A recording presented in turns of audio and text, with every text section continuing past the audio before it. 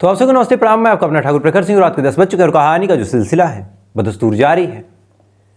अगर हमारे हिंदुस्तान की पुलिस कायदे से काम कर ले तो न जाने कितने अपराध होने से बच जाए।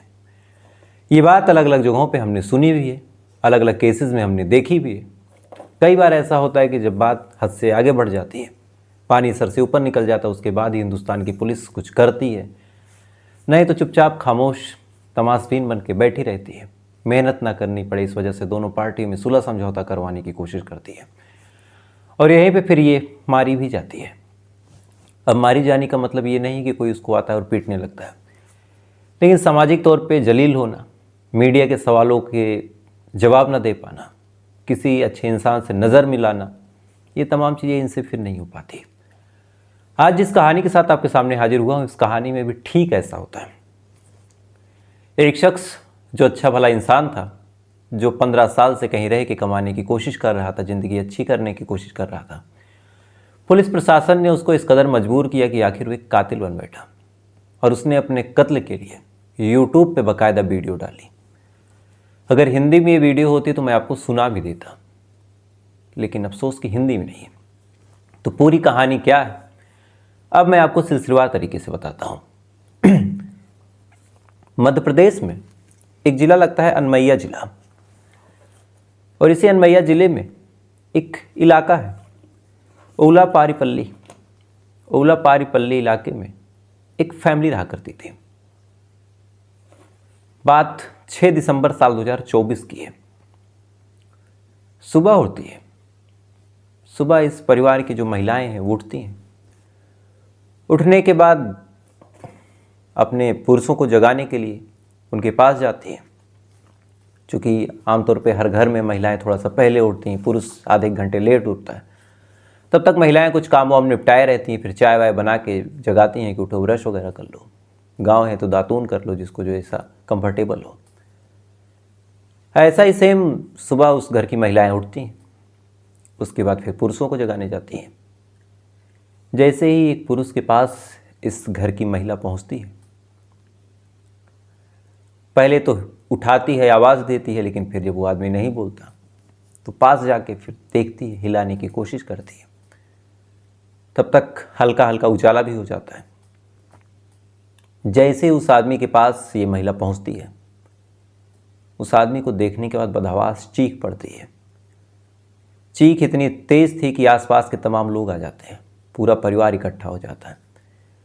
ये तमाम लोग भी जैसे ही उस बिस्तर के पास जाते हैं, अंदर से दहल जाते हैं, क्योंकि पूरा बिस्तर खून से लथपथ था।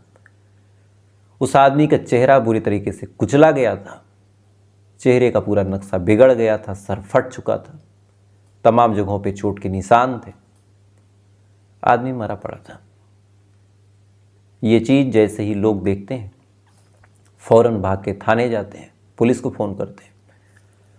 पुलिस आती है, आने के बाद फौरन बॉडी को देखती है, पूरे उस इलाके को अपने कब्जे में लेती है, तमाम चीज़ों को बारीकी से परखती है। उसके बाद बॉडी को पोस्टमार्टम के लिए भेजती है। पोस्टमार्टम होता है, रिपोर्ट आती है कि इस आदमी का किसी ने ब्रूटल मर्डर किया है। अब ये चीज़ जब पुलिस वाले देखते हैं तो देखने के बाद बड़ा हैरान होते हैं। फ़ौरन परिवार वालों से पूछते हैं कि क्या हुआ था, किसी से कोई दुश्मनी थी, कैसा मामला है। परिवार वाले कुछ कुछ चीज़ें बताते हैं। कहते हैं कि साहब, हम लोग मिडिल क्लास लोग हैं तो हमारी किसी से कोई ख़ास दुश्मनी नहीं है, कोई ख़ास रंजिश नहीं है। हाँ, एक चीज़ थी कि कल हमारे एक रिश्तेदार आया था। एक महिला ने बताया कि मेरी बहन का पति आया था। चूँकि उसके घर पे कोई था नहीं तो यहीं आके रुका था। सुबह जब होती है तो हम देखते हैं कि जो हमारे ससुर हैं उनका कत्ल हो गया और हमारी बहन का जो पति है वो गायब है। अब ये दो चीज़ें पुलिस वाले जब सुनते हैं, उनको कुछ कुछ चीज़ें याद आती हैं, लेकिन खामोश फिर से पूछताछ करते हैं कि क्या कोई दुश्मनी थी, कोई रंजिश थी, क्या बहन के पति से कोई बात विवाद कभी हुआ था। अब ये सवाल जब पूछा जाता है तो परिवार वालों को भी कुछ याद आता है, लेकिन वो भी कहते हैं कि नहीं साहब, हमारी किसी से कोई दुश्मनी नहीं है। आखिर वो भी एक रिलेटिव था, रिश्तेदार था। इसके बाद पुलिस वाले पूछते हैं कि उसका नंबर क्या है, नंबर दो। नंबर दिया जाता है। पुलिस वाले फ़ोन करते हैं, फ़ोन लगता नहीं, स्विच ऑफ जाता है। एड्रेस निकालते हैं, उसके घर पे फिर दबिश मारने जाते हैं, पता चलता है कि वहाँ भी नहीं है।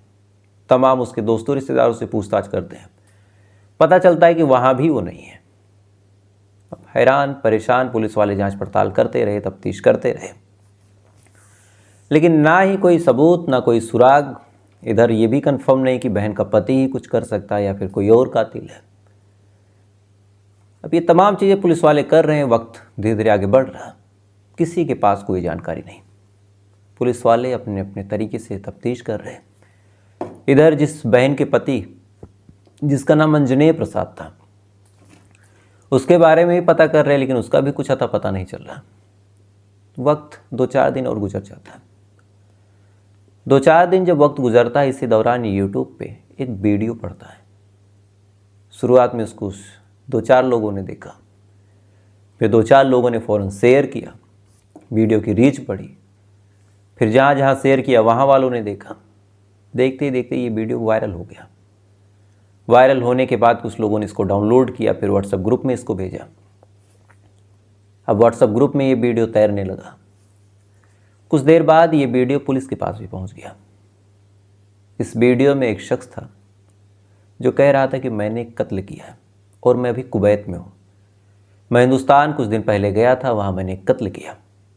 कत्ल करने के बाद मैं वहाँ से भाग आया कुवैत, और यहाँ मैं आके बड़ा खुश हूँ, लेकिन वहाँ किसी को कोई दिक्कत ना हो, इस वजह से मैं कत्ल का भी इकबाल जुर्म करता हूँ, और साथ ही कत्ल क्यों हुआ ये भी बताता हूँ। अब ये वीडियो जब पुलिस वाले देखते हैं और इसके तमाम कैरेक्टर्स जिसके बारे में इस वीडियो में जिक्र किया गया था, जब उसको मैच करवाते हैं, तब पूरी कहानी जहाँ पे ये कत्ल हुआ था, यानी जिस कत्ल की जांच पुलिस वाले कर रहे थे, उसी घर के इर्द गिर्द घूम जाती है। और फिर एक ऐसी खौफनाक कहानी निकल के सामने आती है जिसको जानने के बाद तमाम लोग हैरान हैं कि यार आखिर इस पूरी कहानी में गलती है किसकी। दरअसल इस कहानी की असल शुरुआत होती है 15 साल पहले। 15 साल पहले एक शख्स जिसका नाम था अंजनेय पुल्लू या फिर अंजनेय कुमार। अंजनेय कुमार एक ठीक ठाक लड़का, आंध्र प्रदेश में इसका घर। शादी होती है। शादी होने के बाद अब हिंदुस्तान में रोज़गार खोजने की वो कोशिश करता है, लेकिन यहाँ पे उसको ना ही उस हिसाब से नौकरी मिल पाती है, ना ही कोई और बात बनती है। धीरे धीरे ये हैरान परेशान सोचने लगा कि क्या करें क्या करें। पत्नी का खर्चा भी था, जिम्मेदारी भी थी। तभी इसको कुवैत से ऑफ़र आ जाता है। कुवैत से ऑफ़र आया तो ऑफ़र आने के बाद क्या करें। पत्नी से बात की, पत्नी ने कहा कि चलो चलते हैं। उसके बाद दोनों मियाँ बीवी एक दूसरे के साथ कुवैत के लिए रवाना हो जाते हैं। कुवैत पहुँचते हैं। पहुँचने के बाद वहाँ पे कुछ टाइम एक दूसरे के साथ रहते हैं। इधर शादीशुदा ज़िंदगी भी आगे बढ़ती है। दोनों को एक बिटिया हो जाती है। अब बेटी हो गई, वहाँ पे उसको पाला पोसा, थोड़ा सा बड़ा किया, 1-2 साल 3 साल हो गए। फिर ये हुआ कि अब इसका नाम लिखाया जाए, लेकिन अब कुवैत एक दूसरा मुल्क, वहाँ पे पढ़ाना लिखाना, पता चले हिंदुस्तान में लाएं, शिक्षा ही अलग है, भाषा अलग है, तो फिर या तो कुवैत की परमानेंट नागरिकता मिल जाए, तो या फिर इस लेवल की वो लड़की तेज़ तर्रार निकले कि वहीं बस जाए। ये दोनों चीज़ें पता नहीं कब हों कब ना हो। तब इन्होंने फैसला किया कि इसको हम हिंदुस्तान में ही रखेंगे और हिंदुस्तान में ही पढ़ाएंगे, ताकि हिंदी भाषा इसको आने लगे, फिर जहाँ की है वो भाषा आने लगे। यहाँ के कॉलेजेस में क्या सिलेबस चलता है वो पढ़े, तो यहाँ के कम्पिटिटिव एग्ज़ाम को देगी, तो यहाँ नौकरी वगैरह करेगी। हर माँ बाप का यही सपना होता है। इसके बाद ये लोग फैसला करते हैं कि बिटिया को घर भेजेंगे, लेकिन अब घर भेजें कहाँ। तो फिर याद आया कि इस अंजनेय प्रसाद की एक मौसी है। इनके दिमाग में आया कि उसके यहाँ भेज सकते हैं। इन्होंने मौसी से बातचीत की, मौसी भी राजी हो गई। उसके बाद वो 2-3 साल की बेटी अपने मासी के घर आके रहने लगी, यानी कायदे से कहीं इनके मासी के घर। मासी पूरे लाड से इसको रखती, पूरा केयर करती, किसी भी तरह की कोई कमी नहीं होने लगी।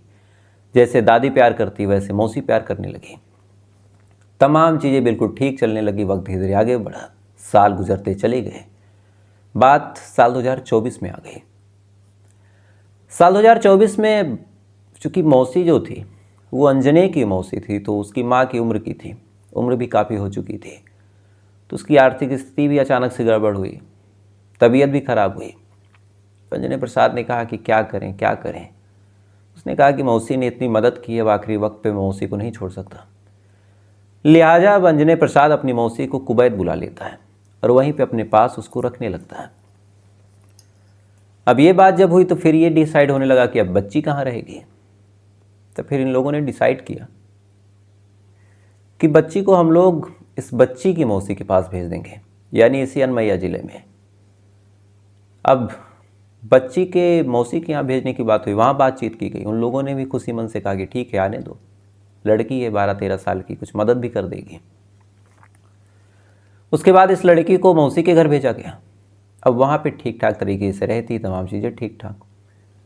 इधर जो अंजने प्रसाद था पैसे वैसे भेज दिया करता था, लेकिन अचानक से एक दिन इस लड़की की मौसी फ़ोन करती है और फ़ोन करके कहती है कि अपनी बेटी को ले जाओ, हम इसको यहाँ पे नहीं रखेंगे।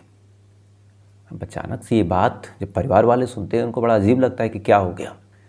उन्होंने पूछा कि क्या हुआ, लेकिन कुछ बताया नहीं, कहा कि बस आओ और लेके जाओ, हम इसको निकाल देंगे। रवैया भी बड़ा बुरा था। लिहाजा उस बच्ची की माँ कहती कि ठीक है, आप 1-2 दिन और रख लीजिए, हम आ रहे हैं और आने के बाद इसको ले जाएंगे। कुवैत से उस बच्ची की माँ वहाँ से चलती है। चलने के बाद अपनी बहन के घर आती है, बच्ची को अपने साथ लेती है। इधर बच्ची भी काफ़ी गुमसुम एकदम दुखी रहने लगी। शुरुआत में माँ को लगा कि शायद मौसी से कुछ कहा सुनी हुई होगी और जाना पड़ रहा, लगाव था इस वजह से। लेकिन धीरे धीरे अब लगातार बच्ची जब दुखी रहने लगी तब उसकी माँ ने पूछा कि क्या हुआ। कुछ दिन तक वो नहीं बताती है, लेकिन फिर धीरे धीरे अपना मुंह खोलती है और कहती है कि जो मेरे मौसी के ससुर यानी दादाजी हैं, जब तमाम लोग घर में सो जाते हैं तब वो मेरे पास आते हैं, मुझे गलत तरीके से छूते हैं, टच करते हैं। कई बार उन्होंने मेरे कपड़ों में हाथ डाला, कई बार उन्होंने मेरे साथ रेप किया। इस बारे में फिर जब मैंने मौसी को बताया तब मौसी काफ़ी नाराज़ हुई और उन्होंने कहा कि तुम्हें यहाँ नहीं रहना। ये चीज़ जब वो माँ सुनती है कि जिस बहन के भरोसे उसने भेजा था उसी बहन के घर में उसकी बिटिया के साथ इतना कुछ हो गया, फ़ौरन उसका कलेजा फटता है। पति को फ़ोन करती है, पति को बताती है। उधर पति आग बबूला, फ़ौरन कहता है पुलिस स्टेशन जाओ, FIR करवाओ। FIR करवाने की बात जैसी होती है फ़ौरन ये लोग FIR करवाने के लिए थाने जाते हैं। अब कायदे से यहाँ पे पुलिस वालों को FIR करना था, जांच पड़ताल करनी थी, आरोपियों को अरेस्ट करना था। लेकिन जैसे ही FIR की बात होती है फ़ौरन पुलिस वाले दूसरी पार्टी को बुला लेते हैं और वहीं पे समझौता करवा देते हैं और कहते हैं कि इसमें कोई बड़ी बात नहीं है, और दादा से बाकायदा कसम खिलवाते हैं कि आज से तुम ऐसा मत करना। दादा कसम खा लेता है, बात रफा दफा हो जाती है। फिर ये तमाम चीज़ें वो पत्नी अपने पति यानी अंजने प्रसाद को बताती है। अब ये बात जब अंजने प्रसाद सुनता है तब उसे लगता है कि पुलिस और इस देश का कानून इंसाफ नहीं करेगा। अब वो फैसला करता है कि मैं जाऊंगा इंसाफ करने। 2 टिकट वो बुक करता है, एक 5 का और एक 6 का। 5 तारीख को वहाँ से ये आता है। आने के बाद मिठाई वगैरह खरीदता है और अपनी बहन के घर जाता है और कहता है कि जो भी बात विवाद हुआ आज मैं उसको ख़त्म कर दूंगा। बहन खुश हो जाती है, क्योंकि मन में एक डर था कि कहीं कोई लीगल एक्शन ना हो जाए। बहन के घर यानी अपनी बीवी के बहन के घर पहुंचता है, वहाँ पे मिठाई वगैरह देता, सबसे अच्छे से बात करता है। रात को तमाम लोग खाना खाते हैं, खाना खा के तमाम लोग सो जाते हैं। लेकिन ये तो किसी और मकसद से गया था।